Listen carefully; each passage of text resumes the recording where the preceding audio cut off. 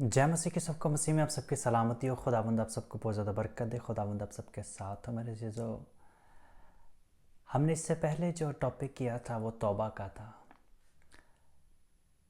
कि तौबा क्या है, एक्चुअल में तौबा करने से क्या होता है, और उसके बाद का जो प्रोसीजर है, उसके बाद का जो मराहल है वो है बपतिस्मा लेना।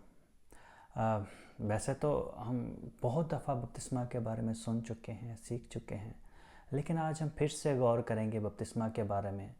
हर रोज़ हमें इसके बारे में सीखने की ज़रूरत है और खुदावंद हमें किस तरह से सिखाता है। आए हम चंद एक बातों से, आयात से, यीशु मसीह के कॉल के मुताबिक बपतिस्मा के बारे में सीखते हैं कि एक्चुअल में बपतिस्मा है क्या, जिनको 5 चीज़ों में बयान करेंगे। बपतिस्मा जो है एक ईमानदार बनने के लिए, एक मसीही बनने के लिए एक अमल है। बपतिस्मा जो है, और बपतिस्मा लेने से एक्चुअल में होता क्या है और बपतिस्मा लेना क्यों चाहिए, बपतिस्मा की अहमियत क्या है, बाइबल हमें इस बारे में क्या फरमाती है, खुदावंद यीशु मसीह हमें इस बारे में क्या सिखाते हैं। हमें ये सीखने की ज़रूरत है कि अपने गुनाहों से तौबा करना और यीशु मसीह पर ईमान लाना, और उसके बाद का मरहला है बपतिस्मा लेना। बपतिस्मा लेना क्यों ज़रूरी है, क्यों लेते हैं बपतिस्मा। आए हम कुछ आयात से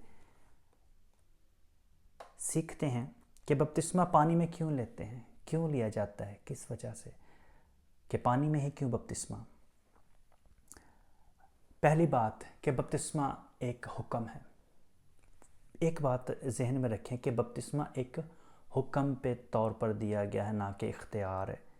मत्ती की इंजील 28 बाब उसकी 19 आयत में लिखा है, इसलिए तुम जाओ और तमाम कौमों को शागिर्द बनाओ और उन्हें बाप बेटे और कुदस के नाम से बपतिस्मा दो। ये खुदावंद यीशु मसीह का हुक्म है हमारे लिए, बपतिस्मा लेना। सो खुदावंद की शुक्रगुजारी करते हैं। और जब अमाल 2 बाब और उसकी 38 आयत में जब हम इस बात को पढ़ते हैं तो वहाँ पर भी 3000 लोगों ने बपतिस्मा लिया। जब अमाल 2 बाब उसकी 38 आयत को पढ़ते हैं तो वहाँ पर लिखा हुआ है कि वो पूछते हैं पतरस से कि हम क्या करें। तो पतरस ने उन्हें बताया कि वो तौबा करें और यीशु मसीह के नाम का बपतिस्मा लें। और उस दिन 3000 लोगों ने बपतिस्मा लिया था। फिर मरकज़ 16 में हम पढ़ते हैं, जो ईमान लाए और बपतिस्मा ले वो नजात पाएगा, और जो ईमान ना लाए वो मुजरम ठहराया जाएगा। तौबा करना, फिर यीशु मसीह पर ईमान लाना, अपने सारे गुनाहों से तौबा करके यीशु मसीह पर ईमान लाना, और यीशु मसीह पर ईमान लाने के बाद का जो प्रोसीजर है वो है बपतिस्मा लेना। जो कोई ईमान लाए, ईमान किस पर लाना है, यीशु मसीह पर, वो क्या करे, वो बपतिस्मा ले तो नजात पाएगा। यीशु मसीह ने भी बपतिस्मा लिया। जब हम मत्ती की इंजील 3 बाब उसकी 16 और 17 पढ़ते हैं, और लिखा, यीशु बपतिस्मा लेकर फिलफोर पानी के पास से ऊपर गया, और देखो उसके लिए आसमान खुल गया और उसने खुदा के रूह को कबूतर की मानद उतरते और अपने ऊपर आते देखा। और देखो आसमान से ये आवाज़ आई कि ये मेरा प्यारा बेटा है जिससे मैं खुश हूँ। खुदाबंद की शुक्रगुजारी करते हैं। यीशु मसीह ने फरमाबरदारी की। यीशु मसीह ने हर वो बात को पूरा किया जो खुदा की मर्ज़ी के मुताबिक थी। उसने उसके विल को पूरा किया। खुदा की मर्ज़ी थी, खुदा की ताबेदारी में बाप की मर्ज़ी को पूरा किया उसने। यीशु मसीह ने ये नहीं सोचा कि मैं क्या चाहता हूँ या मैं क्या करना चाहता हूँ, जस्ट बाप क्या कहता है उसकी बात पूरी की। रोमियो 6 बाब और उसके 3 से 5 तक जब हम पढ़ते हैं तो उसकी अहमियत को हम जानते हैं कि बपतिस्मा की अहमियत क्या है। क्या तुम नहीं जानते कि हम जितनों ने मसीह यीशु में शामिल होने का बपतिस्मा लिया तो उसकी मौत में शामिल होने का बपतिस्मा लिया। बस मौत में शामिल होने के बपतिस्मा के वसीला से हम उसके साथ दफन हुए, ताकि जिस तरह मसीह बाप के जलाल के वसीला से मुर्दों में से जलाया गया, इसी तरह हम भी नई ज़िंदगी में चलें।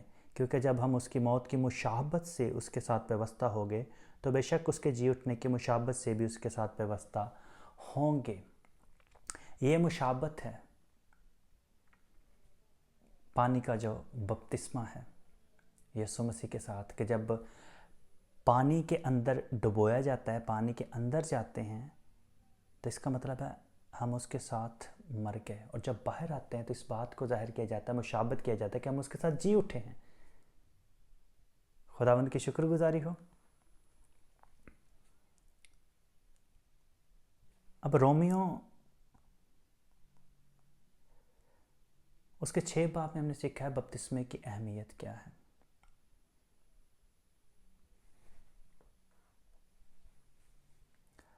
और एक और बात है कि पानी के बपतिस्मे की अहमियत क्या है।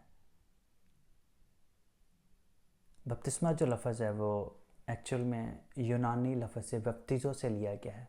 बप्तिज़ो का मतलब है डुबोना, रंगना। किसी चीज़ को जब आप डुबोते हैं तो ही वो रंगी जाती है, फुली तौर पर उसे डुबो देना। बपतिस्मे का मतलब ही ये है कि डुबो देना। कहीं पर भी हमें बाइबल में से छिड़काव का बपतिस्मा, थोड़े से पानी का बपतिस्मा कहीं पर भी हमें नहीं मिलता, बल्कि यूहन्ना जो बपतिस्मा देने वाला है वो दरिया यरदन में बपतिस्मा दे रहा होता है। कि यीशु मसीह के बारे में लिखा कि जब वो पानी से ऊपर आते हैं दरिया यरदन, अगर थोड़ा सा ही पानी चाहिए होता है कि थोड़ा सा छिड़काव करने के लिए, तो वो काफ़ी था थोड़ा सा, लेकिन दरिया यरदन में ही क्यों बपतिस्मा दे रहे थे? ताकि डुबोया जाए। हमें ये सारा कुछ बाइबल में से ही मिलता है। फिर भी हम पता नहीं क्यों दूसरी तालीमात पर चलते हैं, दूसरी तालीमात को ज़्यादा अहमियत देते हैं जो बाइबल में नहीं है। लेकिन जो बाइबल में है हम उसको इग्नोर कर जाते हैं। इसलिए ख़ुद पढ़ा करें। जब आप ख़ुद इस बातों को पढ़ेंगे और आप अपने रहनुमाओं से रहनुमाई लेंगे तो आप अच्छे तरीके से बपतिस्मा के बारे में मज़ीद सीख सकते हैं।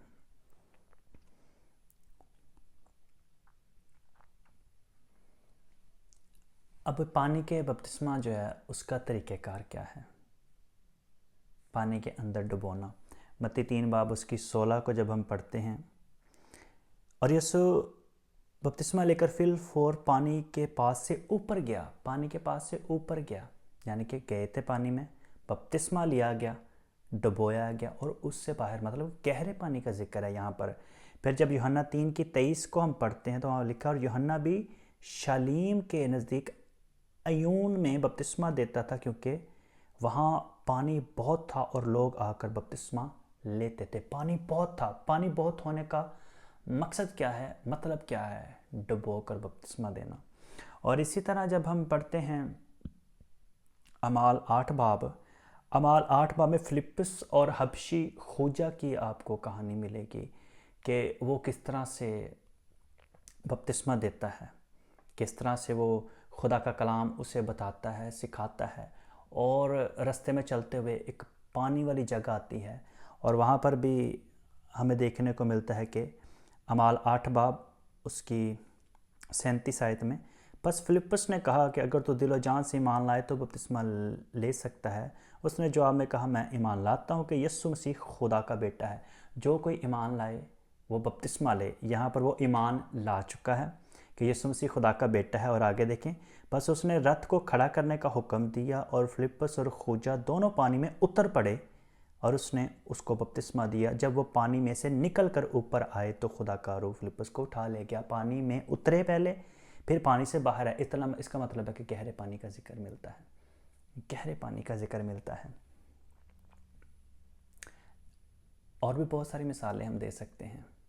डुबोना, पूरा पानी के अंदर जाना, ये बाइबल से हमें मिलती हैं।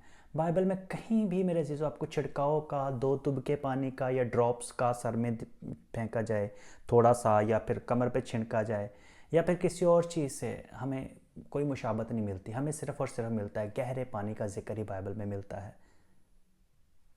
और इसके बाद पानी का जो बपतिस्मा है उसका निजात के साथ क्या ताल्लुक़ है? पानी का जो बपतिस्मा है उसका निजात के साथ क्या ताल्लुक़ है? अब जो कोई ईमान लाता है यीशु मसीह पर, वो नजात पाता है। और नजात पाने के लिए बपतिस्मा भी ज़रूरी है। और उसका बपतिस्मे का निजात के साथ क्या ताल्लुक, हम बाइबल में पढ़ते हैं कि इब्तदाई कलीसिया में किस तरह से लोग ईमान लाते थे और उसके बाद क्या करते थे। अमाल 2 बाब उसकी 41 आयत में लिखा है, बस जिन लोगों ने उसका कलाम कबूल किया उन्होंने बपतिस्मा लिया और उसी रोज़ 3,000 आदमियों के करीब उनमें मिल गए। जिसने उसका कलाम कबूल किया उन्होंने बपतिस्मा लिया। फिर उससे आगे पढ़ते हैं अमाल 8 बाब उसकी 12 आयत में, लेकिन जब उन्होंने फिलिप्पुस का यकीन किया जो खुदा की बादशाही और यीशु मसीह के नाम की खुशखबरी देता था, तो सब लोग ख्वाह मर्द ख्वाह औरत बपतिस्मा लेने लगे। जो यीशु मसीह को कबूल करते हैं वो बपतिस्मा लेते हैं। फिर उसके बाद अमाल 10 बाब और उसकी 47 और 48 आयत में लिखा है कि क्या कोई पानी से रोक सकता है कि ये बपतिस्मा ना पाएँ जिन्होंने हमारी तरह रूह कुदस पाया है। और उसने हुक्म दिया कि इन्हें यीशु मसीह के नाम से बपतिस्मा दिया जाए। उस पर उन्होंने उससे दरख्वास्त की कि चंद रोज़ हमारे पास रहे। क्या कोई पानी से रोक सकता है? मेरे अजीज़ों, ये बात गैर कौमों की है कि गैर कौमों पर रूह कुदस का नुज़ूल हो गया पहले ही, लेकिन पतरस ने वहाँ पर पानी का बपतिस्मा लाजमी करार दिया कि साफ साफ लिखा कि क्या कोई पानी से रोक सकता है? रूह कुदस इनको अगर मिल गया है बपतिस्मे से पहले ही, तो बपतिस्मा भी लाजमी है। कि क्या कोई रोक सकता है पानी के बपतिस्मा से? पानी का बपतिस्मा ज़रूर उनका करवाया गया। और एक और आयत हम पढ़ेंगे अमाल 16 बाब और उसकी 14 और 15 आयत में, और थवाथीरा शहर की एक खुदा परस्त औरत लुदिया नाम किरमिस बेचने वाली भी सुनती थी। उसका दिल खुदावंद ने खोला ताकि पौलुस की बातों पर तवज्जो करे। और जब उसने अपने घराने समेत बपतिस्मा लिया तो मिन्नत करके कहा, अगर तो मुझे खुदावंद की ईमानदार बंदी समझते हो तो चल कर मेरे घर रहो। बस उसने हमें मजबूर किया। और जब उसने अपने घराने समेत बपतिस्मा लिया, उसने यानी कि खुदा ने उसके दिल को खोला। उसने मसीह की बातों को जो पौलुस गवाही देता था, सिखाता था, उसने कबूल किया, यीशु मसीह पर ईमान लाई और क्या किया? बपतिस्मा लिया। और इससे आगे अमाल 16 बाब और उसकी 31, 32 और 33 आयत को जब हम पढ़ते हैं, लिखा है, उन्होंने कहा, खुदावंद यीशु मसीह पर ईमान ला तो तू और तेरा घराना निजात पाएगा। और उन्होंने उसको और उसके सब घर वालों को खुदा का कलाम सुनाया। और उसी रात को उसी घड़ी उन्हें ले जाकर उनके ज़ख्म दे और उसी वक़्त अपने सब लोगों समेत बपतिस्मा लिया। 31 आयत में क्या है कि उन्होंने कहा कि खुदावंद यीशु मसीह पर ईमान ला तो तू और तेरा घराना निजात पाएगा। वो यीशु मसीह पर ईमान लाए, उन्होंने उनको खुदा का कलाम सुनाया और वो यीशु मसीह पर ईमान लाए और उन्होंने बपतिस्मा भी लिया। इट मीन्स कि जो कोई यीशु मसीह पर ईमान लाएगा, अपने गुनाहों का इकरार करके तौबा करता है, अपने गुनाहों का इकरार करता है, यीशु मसीह पर ईमान लाता है, नेक्स्ट स्टेप जो है बपतिस्मा है। और बपतिस्मा का तरीक़ेकार जो है वो आपको बताया गया है कि पानी में डुबो देना, डूब जाना, गोता लगाना। सो इस तरह से पानी का बपतिस्मा होता है। और इस तरह के अलावा कोई अगर बपतिस्मा है तो वो बाइबल के मुताबिक नहीं है। बाइबल में किसी तरह का भी कोई ऐसा बपतिस्मा नहीं पाया जाता जिसमें छिड़काव का बपतिस्मा हो, थोड़े से पानी का बपतिस्मा नज़र आए। ये हमें बाइबल में से नहीं मिलता और कहीं लिखा भी नहीं है कि हम कहीं से पढ़ सकें या कहीं से उसको बता सकें, क्योंकि बाइबल हमें इस तरह से नहीं सिखाती। बाइबल जो हमें सिखाती है वो आयात आपके सामने है कि किस किस तरह से लोगों ने बपतिस्मा लिया, किस किस तरह से लोग यीशु मसीह पर ईमान लाए। पहला स्टेप क्या है? यीशु मसीह के पीछे चलने के लिए, उसको फॉलो करने, उसके फॉलोअर बनने के लिए, मोमिन बनने के लिए, ईमानदार बनने के लिए, मसीही बनने के लिए पहली बात तौबा करना, यीशु मसीह पर ईमान लाना, और उसके बाद बपतिस्मा है। बपतिस्मा लेना ज़रूरी करार दिया गया है। इसलिए यीशु मसीह ने हुक्म दिया है मत्ती की इंजील 28 बाब उसकी 19 आयत में, बस जाओ और सब कौमों को शागिर्द बनाओ और उन्हें बाप बेटा रूह कुदस के नाम से बपतिस्मा दो। ये हुक्म है। बाकी सारी चीज़ें आपको बता देगी और भी बहुत सी आयतें मैं आपको दिखा कर बता कर समझा सकता हूँ, लेकिन जो ज़रूरी है हमारे लिए, हमने उसको देखना है कि हमें समझ आ जाए इन बातों की।